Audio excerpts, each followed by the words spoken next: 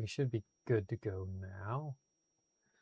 Had done a little bit of work previously, messing around with some of my cords and stuff, and I guess in that process of that, I unplugged some of my cameras and stuff on accident. So OBS was being all wonky, I had to restart it, so I had to end the stream to get that fixed. But now, since I've gotten that fixed, we can jump back in. There's not supposed to be any more storms come through, at least today. Most of the raining was done this morning. I did a post, and if you were watching my last stream, or at least the last little bit, a storm front blew through while I was doing my live stream, and it's just weird. It's like all of a sudden I could just hear it from outside. I mean, it's loud. I could tell that the wind was blowing. I looked out my front door through my windows, and then I could just see the trees just waving back and forth, and then I could just see the tree in the front yard just fall right over into the street. So, like I kind of said in my post, thankfully it landed in the street, not on our house, and it didn't fall on anybody or anything that was in the street, just street and no vehicles or anything, nobody. But thankfully I had a very helpful neighbor that kind of helped me clear it out of the street. There's still some more to take up care of on that.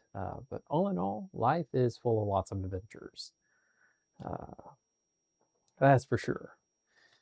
But anyway, I got that mostly taken care of. There'll be more to do on that. That's not really the only reason why it's the focus of this part of the channel, my content anyways, because it happened during the stream. I would have actually played probably another like maybe 15 or 20 minutes last night. There's a few little points I was wanting to get to with Ocarina of Time. But after that just happened, I needed to stop because the tree was in the street, so I needed to get it out of the street. So I had some neighbors help me clear it so that we weren't causing any violations. You can actually I'm in the States, so there's ordinance and laws that you can actually get fined for that. But I mean, I don't understand why they would actually issue it, like because it just had happened. I imagine if you left it and didn't do anything about it and didn't show any interest in, they might do it, but I don't know. I mean, just my thought process on that. It's just yeah. Anyway, let's get back to Shipper Harnigan, Legend of Zelda, Ocarina of Time. I'm playing on my Xbox controller because I'm using the Shipper Harnigan PC port, playing natively on my Steam Deck. I like to play on my Steam Deck because a lot of my games that I sit on here I can play on the go. We started a new game. We were going through the royal family's tomb to get the sun song so we could be able to reset time. That's what we were left on. So let's go ahead and get that.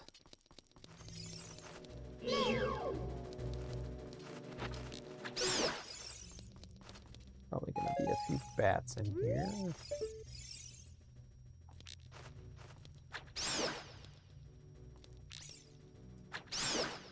You notice I actually can move around in first person. That's another feature that you can actually enable through Shipper Harnigan. There's so many quality of life enhancements that they've kind of done, which are super, super nice.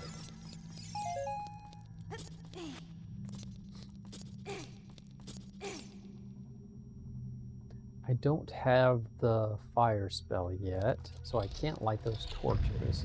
I think it only gives you like a chest or something. And we'll have to get through here away from all these mummies. You can freeze me, but I'm all the way over here now.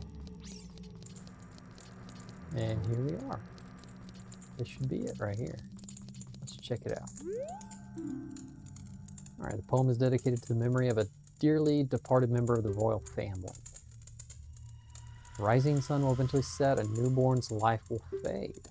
From sun to moon, from moon to sun, give peaceful rest to the living dead. This is an interesting poem, huh? I would say so. Yes, that is most definitely inscribed on the tombstone. Melody of the Composer Brothers.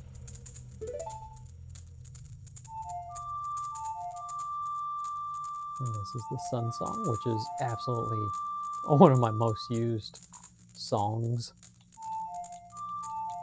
Just because of day, it's really convenient to be able to manipulate the time of day. Especially when you're trying to get into Hyrule Castle and it closes on you, and then you just pop out your car and change that time of day and it opens right back up.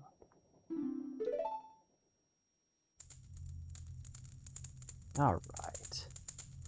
All right, we've gotten that. We can just go ahead and hop on and back out. The Sun Song actually will stun these guys too, which is kind of interesting. Let's see if it does it real quick. I think you have to be in the same chamber with him. Yep, see, stuns them. Then they can't do anything to me. And if you attack them, it'll actually, I think, unstun them. I don't remember where I figured that out at. I think I may have just stumbled across that by playing the Sun Song as I was walking out. And then I realized, oh, it freezes them. It's kind of handy. That's for sure. All right.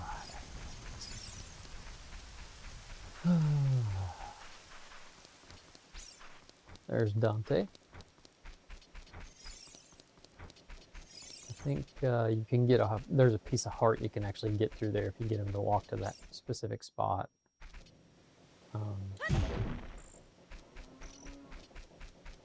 Not really. Going after a mass amount of heart pieces right now. Our objective, oh, excuse me. My plan is to head up to Death Mountain, but I may actually need to go to Long Long Ranch and get my first bottle. That one's actually pretty easy to get. I know there's another one at Hylia Lake. That one's pretty quick and easy as well.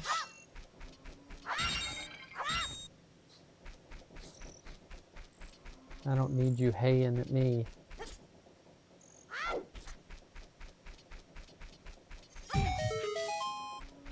There's a skull. Whoops.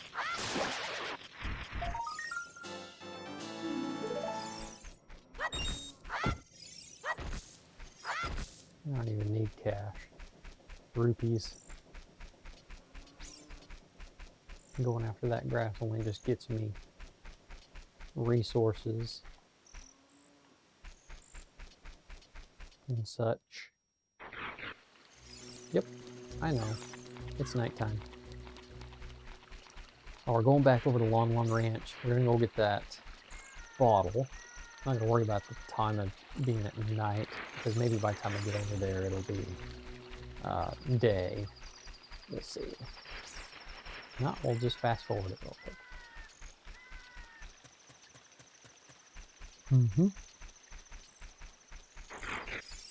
It's funny too, because this is actually my first experience of what you could say a open world game. It's really the template for a lot of different games that have been inspired off of how this has been created. It's really laid that kind of expectation and template for other developers. Got me some heart pieces. All right, let's go ahead and make it day.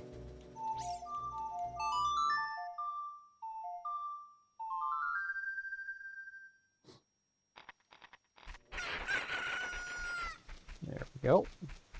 Now let's go do the chicken game, which will get us a bottle. You gotta talk to Maw. I think it's, forgot his name. It's like Lamon or something like that. It's not. Milan is his daughter.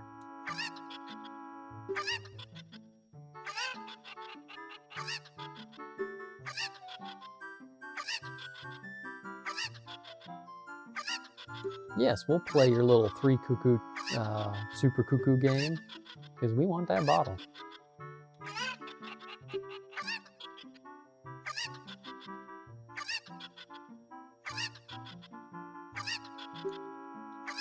Yep, I will start looking. All right, we got one. We got two more. I think he might be this one. Yep. All right, where is he? Oh, wow. That was a lucky guess. All right. Now we get that bottle. How do you like to marry Milan? Sure, why not? I'll jar in with your joke, because of course you're joking. Lon milk.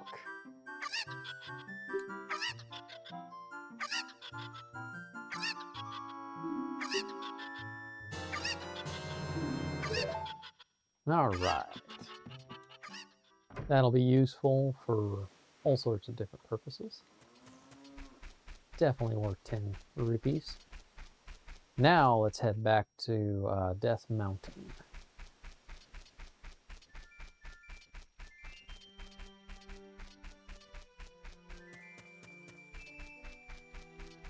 We'll use Zelda letter to, of course, get us in.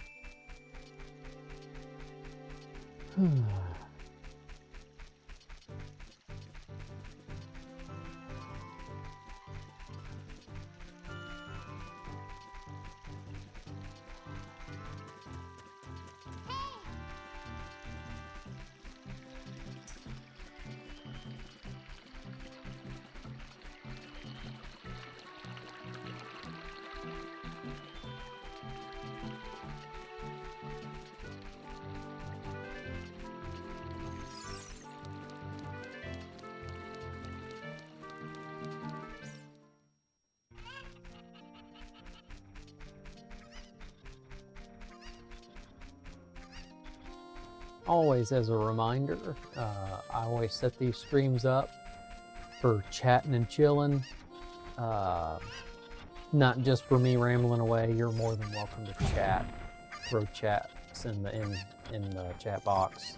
Throw me some questions, just some topics, whatever you want to talk about.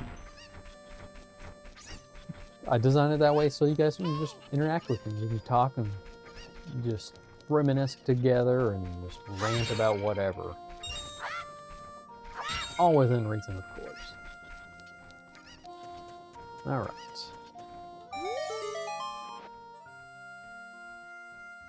And of course, the guard's going to mention us the Happy Mask Shop.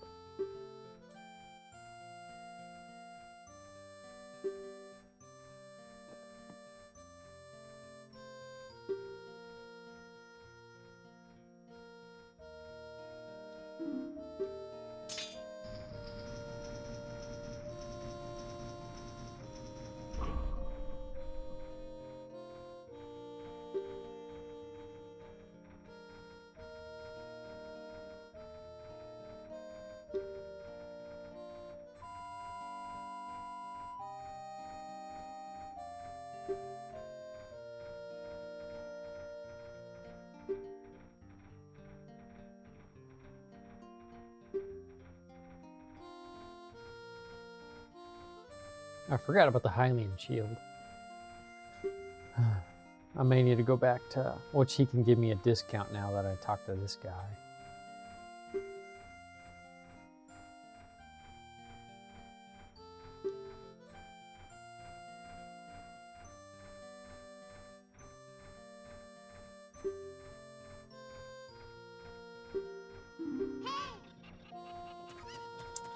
Alright, let's see. So we've gotten it open. Let's go ahead and go get the Hylian shield, because it's going to be useful while we're in Narangon's cavern.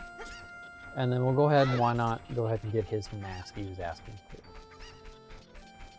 So heading back to Hyrule Castle. Granted, I could have just went straight there, but I don't think the Happy Mask Shop actually is open until after you talk to him. And you don't get a discount with the Hylian shield if you don't talk to the guard as well.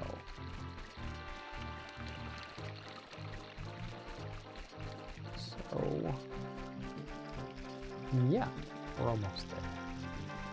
It's not really that far out of the way. It's funny how this is an open-ended world, you know, open world, but the world's pretty small. I'm really looking forward to the reimagined version of Ocarina of Time for the Switch 2. I'm really curious to see kind of what direction they're going to go in with the game. I'm not expecting a remaster because they've already kind of technically done that. I imagine they're actually going to reimagine it in some kind of way. But we'll just have to wait and see, I guess.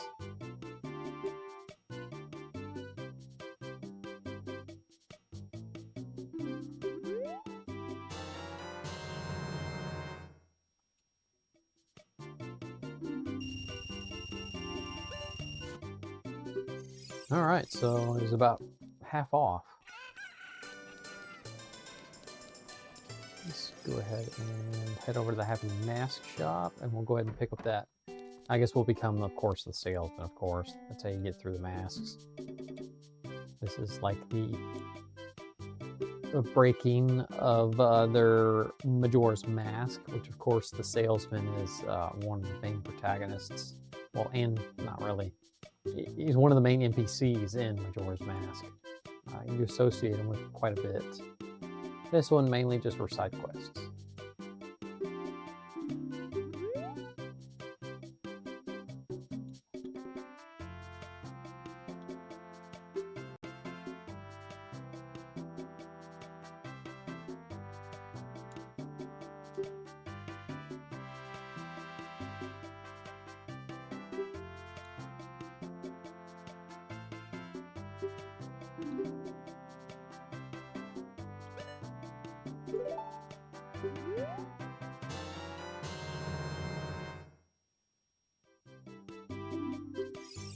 Alright, so we got that mask. We can go get that to the guard. I don't think there's really anything else here I need to do. We can go ahead and just head back to the guard and then go ahead and head straight to the Dungles. Well, more like Goron City, because we have to get access to the cavern first. Well, not that. We actually need the bracers. I think you get them, if I'm remembering correctly. Man, it's sad because I played this through like this year too. Anyway, it's all kind of muscle memory to me because I've played through this game so many times I don't memorize it all. Just kind of like, I know the motions to a degree, what's next, what I should do next. Of course, I also don't have everything memorized, so I got my handy-dandy official player's guide. I'm a big fan of a lot of the physical things of video games and such. They're tangible and collectible and just very nostalgic and reminiscent of a particular area of gaming, which I understand in today's reason why we don't have a lot of physical guides and just to have third parties or second party guides is, well, I mean, they make them digitally now and actually most people prefer it, and I can understand the practicality of it, but at the same time it's neat to be able to have collector. Even they still sell some things, it just depends on products and what they do with deals. They'll give you both a digital and a physical. I know the last time I looked up that, I think they did it for Breath of the Wild and Tears of the Kingdom. I don't know if they actually released a player's guide for it, but they had both versions for it, and of course Skyrim as well, from what I remember. I don't buy very many player's guides. Usually it's something I really, really like and enjoy, and I just want to have that additional information. Oh yeah, I gotta put it on. There we go.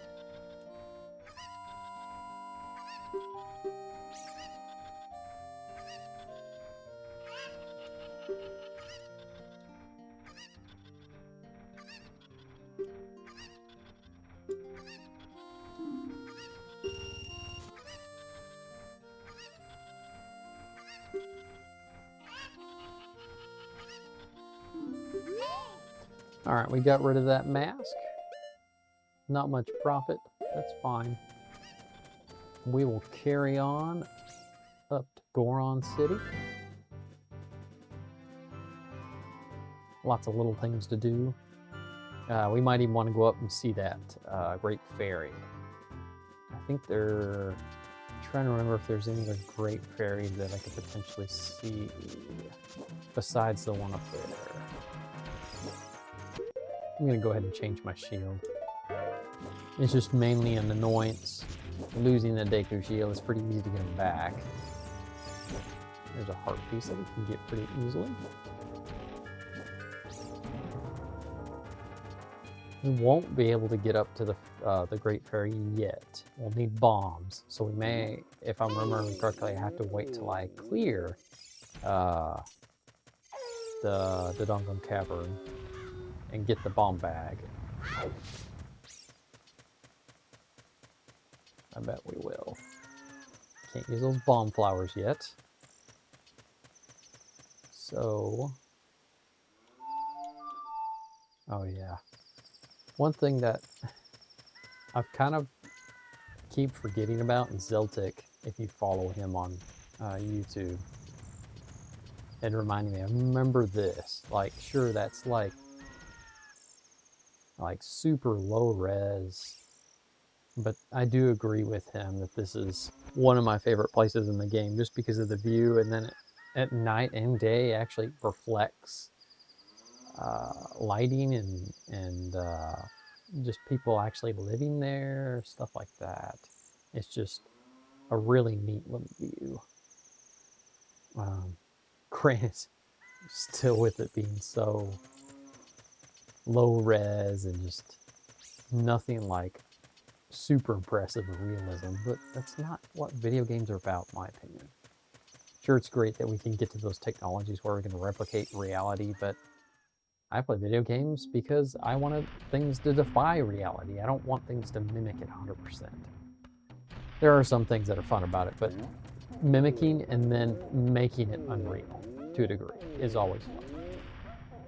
Anyway, let's see what we got to do next. We got to do a few things so that we can see the Goron, their chief.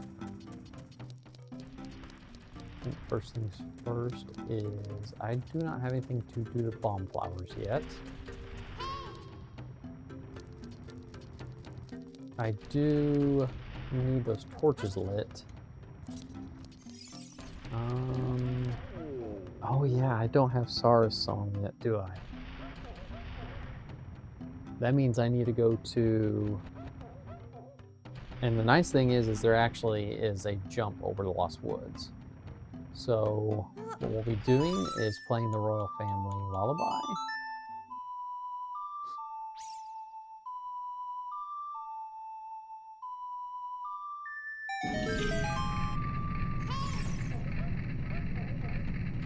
And now since that's open, we get fire. We'll go ahead and say it's fine. He's got torches in his chamber.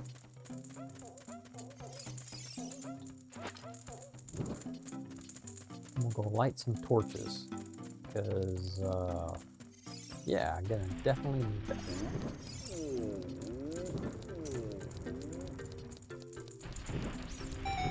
There we go. Spin around in circles. Alright.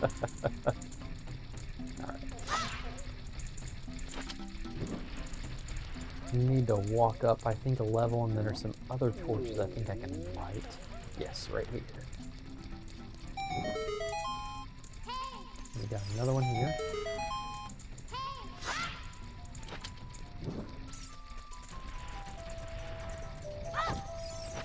Whoops. Let's see. We'll just do that. There we go.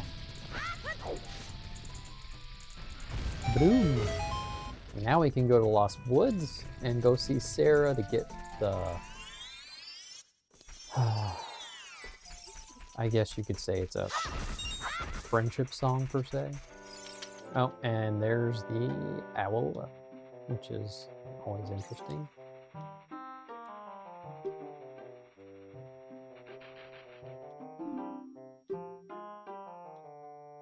No, I do not want to.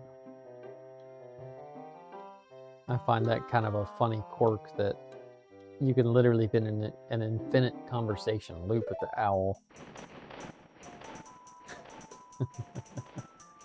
All right. So let's see here. I think we need to go this way. Not, that's fine. We'll deal with it.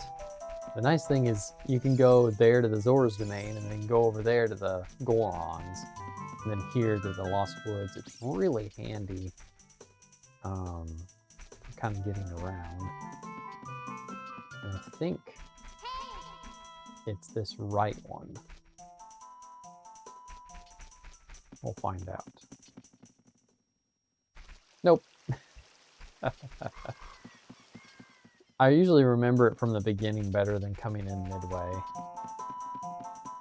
Like I kind of mentioned earlier, it's kind of like muscle memory.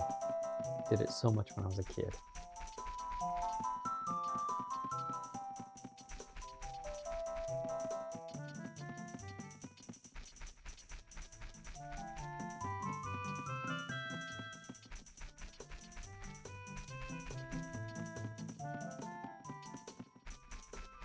It's got to be this one. Yep. Listen to the music, you can tell. Alright, I don't have bombs, and I think there is actually one of the little Gordetto holes or something right here.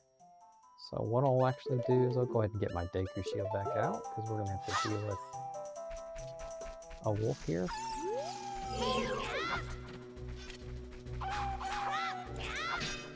Oh, didn't time it right.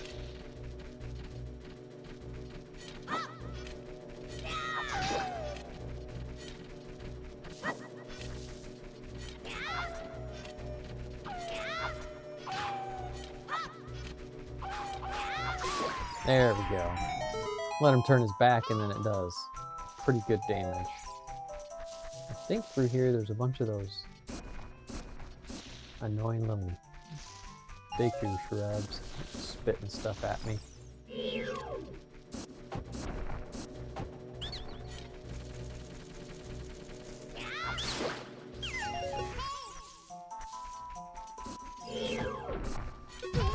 Whoops.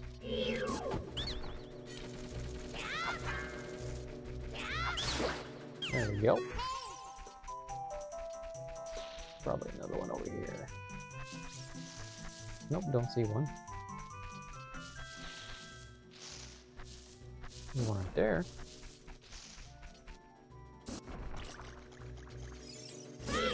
Ah. Oh.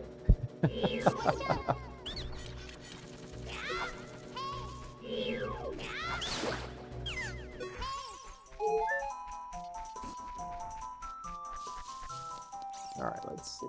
There's more of them.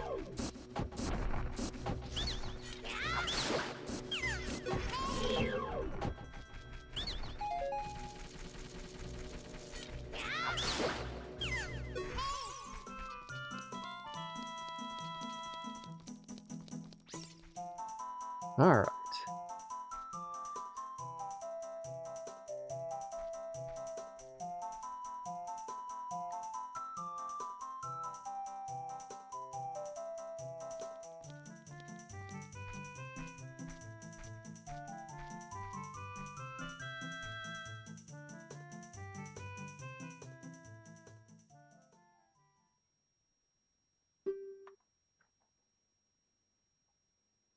Sacred Forest Meadow. Yes, it will be very important for us someday.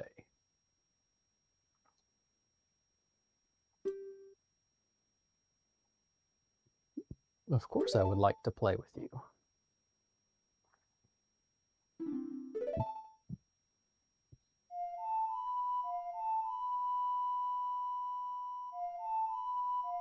It's funny too that they used Sarah's song in the preview for Nintendo for the reimagined version of Ocarina of Time for Switch 2. All it had to take was just these specific melody, and then it's just like, bling! It's like everybody instantly knows exactly which one they're going to.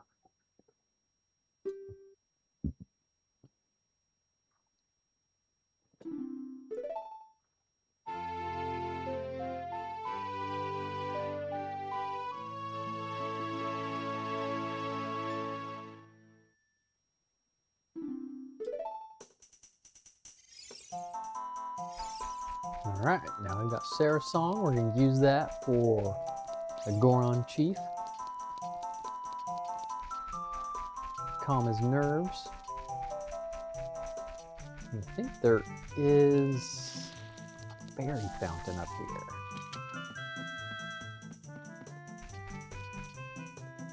And I actually have a bottle, but it's full of milk. So why don't we go ahead and just drink it real quick. Got 2 portions out of it. And then we can use it with a fairy. I just like that setup better. It's a passive kind of potion, but it's a 1 use when you pick up a fairy. It's kind of nice because if you do die, then it's like having an extra life. I just like that. I like that better than utilizing just drinking a potion for more hearts. I am curious if they're going to bring a lot of their modernizations that they have features-wise in like Breath of the Wild and Tears of the Kingdom to the Ocarina of Time reimagined. Lots and lots of questions I know a lot of people have. Oh, there's the... Yes, I did.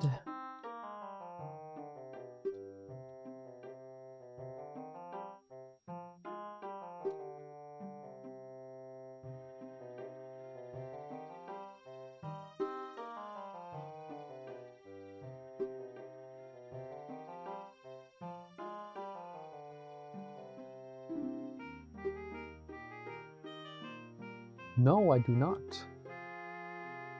I think another one of the features I enabled was for all his dialogue, it defaults to no, because their vanilla is always defaulting to yes. So if you just plow through it,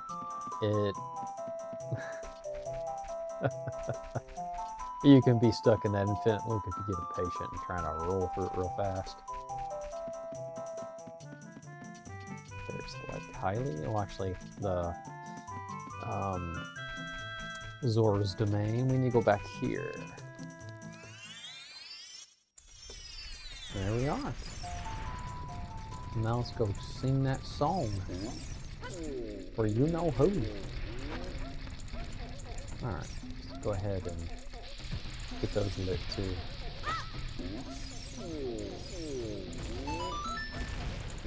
I don't think there's anything in there I need currently.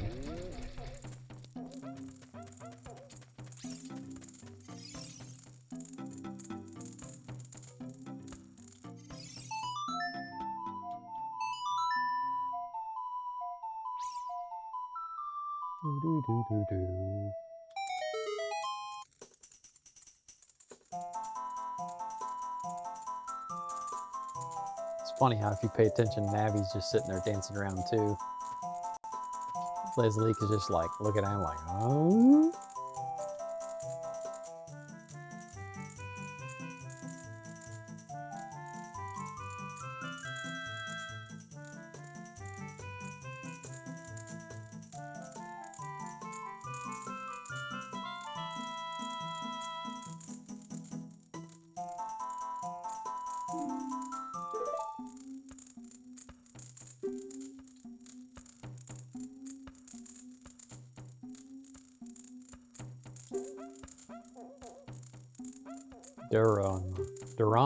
Durania? I don't know. I'm butchering the name more than likely.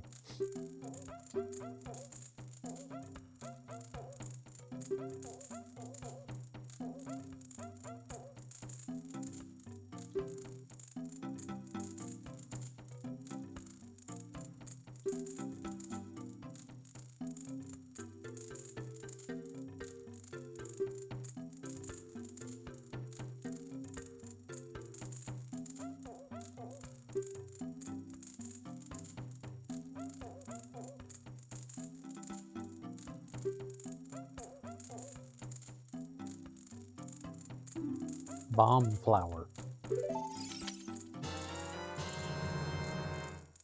There we go. Now we can pick up bomb flowers. which are going to be useful, that's for sure.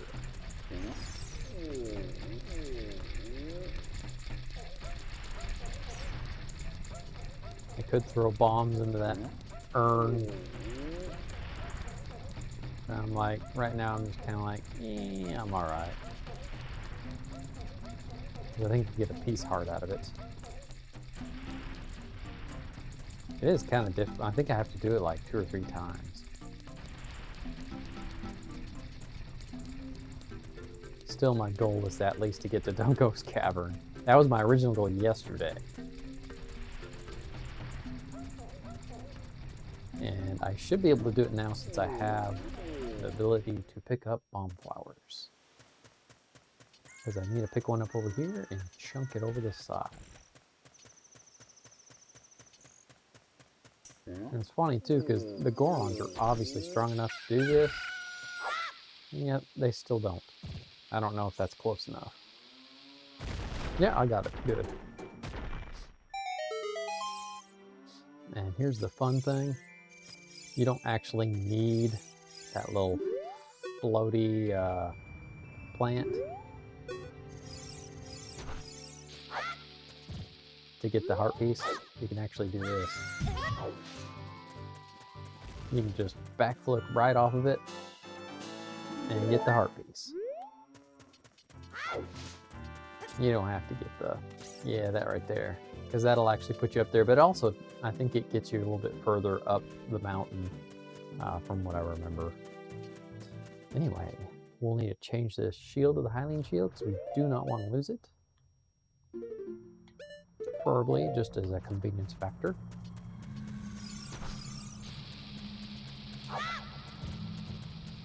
There we are. And here's Dodongo's Cavern. This is a good point, I think, to go ahead and just kind of wrap up the stream. I know it's not very long, and I did start later today to kind of summarize some things that I've been doing. I've been experimenting with some infrastructure systems on the PlayStation 2. I've kind of mentioned several times I really love the platform, and I love that console. I installed, it's called PlayStation, well, it's called PSBBN. It's a broadband network operating system, basically, for the PS2. They released it in Japan, but there's a community project that converted it into different languages, so you can have it in your own language, which my preference is English, of course. So I've installed it on an HDD and installed the games. It's all within an application that's run through, well, depending on your OS. I ran it through PowerShell and got it all set up, installed it, put it in the console, and it's nice because it's still kind of like a McBoot, or it's just kind of like soft modding a PlayStation 2, and still like that. It's just having your operating system, the PSBBN, launching off the hard drive when you first turn it on, and then it goes straight into the PSBBN OS, where you can then go navigate through your games, music, photos. It has those kind of aspects to it. It's like obviously the preliminary to the PlayStation 3, if you're familiar with that that operating system that they had on the PS3. It was basically the preliminary to that. But I actually like it so much better, just because of you're off the infrastructure. I like, I don't know, just the retro kind of feel to it, which is kind of cool too. But the way the game kind of set up, where you can kind of navigate your games digitally on the HDD, is really neat. It's the best. It's way better than OPL, which is open. OPL is basically one of the main launching applications you can use on an HDD for the PS2. It looks way better aesthetically than it. And it just is so much smoother. It looks great. The biggest thing that I noticed and I don't really like is you can't install games with the hard drive installed. You actually have to take the hard drive out, hook it back up to your PC, with your correct peripherals to convert the SATA to USB, and then run the PowerShell script. You'll basically have a file directory that's referencing the files that you're going to actually install onto that HDD that's going into your PS2. You have a file structure that mimics that, and then you add in your games or movies or photos, whatever you're going to put on it in that, and it actually installs it in some kind of, it's a different type of architecture. I forgot what it is. It's not like GPT. It's not like a master boot record and some of those other just different records. It's a special type of record that PS2 architecture understands. And you can't install through USB, you know, transferring them to that, but you can use OPL for all that. And you can't actually set it to where it'll launch automatically to that, but it's like, why would I want to use that when the architecture of the PSBBN is amazing and it looks great. It's basically an expansion upon the original just normal default booting up, or you just have your browser and then your configuration.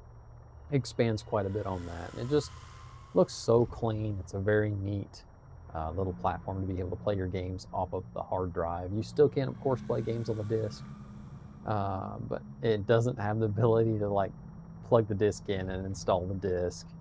That's obviously before they implemented any of that. And I wonder if they were trying to do digital games with the PSBBN on the PS2. I don't. With at least the open source version, there is no way to do it. You have to take it out of your PS2. I think one of the biggest reasons why I was interested for myself, but also I'm renewing PS2s, and I was wondering if this could be a seller's point. But as far as if I did do something like that, the user would have, whoever would sell it to, would have to be able to install their own games, because I'm obviously not going to sell it with games on. It's just not what I'm going to do.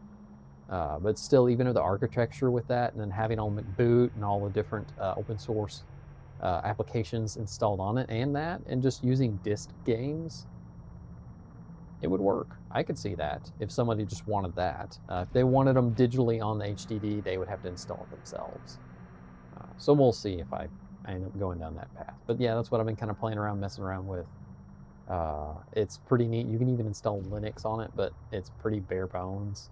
I saw that somebody was playing like Doom on it or something, which is kind of neat, but whatever. Not really my agenda. It's not a super powerful PC if you do use like Linux-based operating systems on the PS2.